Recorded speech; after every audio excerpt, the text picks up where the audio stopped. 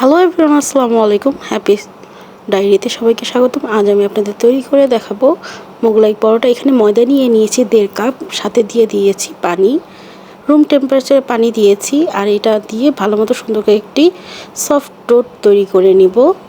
আর পানিটা অল্প অল্প করে দিতে হবে, না হলে ময়দার যে ডোটা আছে সেটা বেশি লিকুইড হয়ে যাবে, তাহলে খামিটা ভালো হবে না। অল্প অল্প করে পানি দিচ্ছি আর একটি সুন্দর ব্যাটার নরম সফট ডো তৈরি করে নিচ্ছি। আমার ডোটা সম্পূর্ণ রেডি হয়ে গিয়েছে। আমি 5 মিনিটের জন্য রেস্টে রেখে দেব। আর সামান্য উপর একটু তেল দিয়ে তারপরে দেন রেস্টে রেখে দেব। এখন সামান্য ময়দার গুঁড়ি নিয়ে নিচ্ছি। এখন একটু পাতলা করে বেলে নিব, কারণ মোগলাই পরোটাটা অনেক পাতলা হয়। যতটুকু সম্পূর্ণ বেলা যায়, মানে ছিঁড়ে যাবে না, একদম স্বচ্ছ দেখা যাবে হাত, এরকম করে বেলে নিতে হবে। আমার এক হাতে ক্যামেরা থাকার কারণে আমি এক হাত দিয়ে বেলে দেখিয়ে দিলাম। পরে আমি সুন্দর করে এটা বেলে নিয়েছিলাম। এখানে আমি পেঁয়াজ, কাঁচামরিচ, ধনিয়া পাতা আর 2টি ডিম নিয়ে নিয়েছি। দিয়ে ভালো মতো করে এটা মিক্সড করে নিয়েছিলাম। সামান্য একটু লবণ দিয়েছি। দিয়ে এখন প্যাকেট ম্যাজিক মশলাটা দিয়ে দিচ্ছি। ম্যাগি কোম্পানিটা দিয়েছি। এইটা দেওয়ার চেষ্টা করবেন, তাহলে মশলাটা দেওয়ার কারণে মোগলাইটা বেশ সুস্বাদু, আরও স্বাদটা বেড়ে যায়। দিয়ে ভালো মতো করে মিক্সড করে নিলাম। এখন আমি এই পাশ থেকে ও পাশ পর্যন্ত আমি ফোল্ড করে নিব, 4 ভাঁজে ভাগ করে নিব। যেভাবে মোগলাই পরোটা তৈরি করে সেই রকম করে আমি ভাঁজ দিয়ে দিব। একটু লক্ষ্য করে দেখুন, এভাবে করে ভাঁজ দিয়ে দিলাম।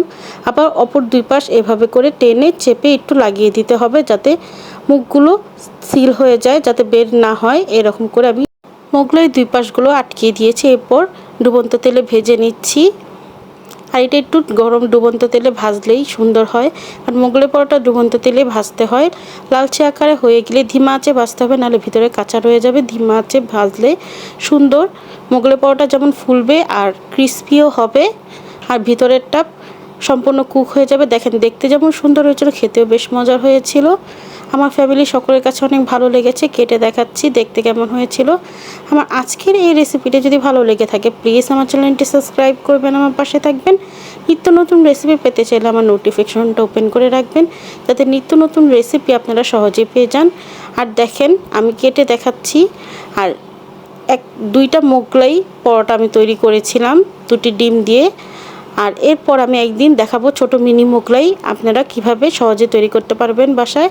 আজকে আমি বড় মোগলাইটা তৈরি করেছি, 6 পিস হয়েছে। সস দিয়ে সার্ভ করেছি। আল্লাহ হাফেজ।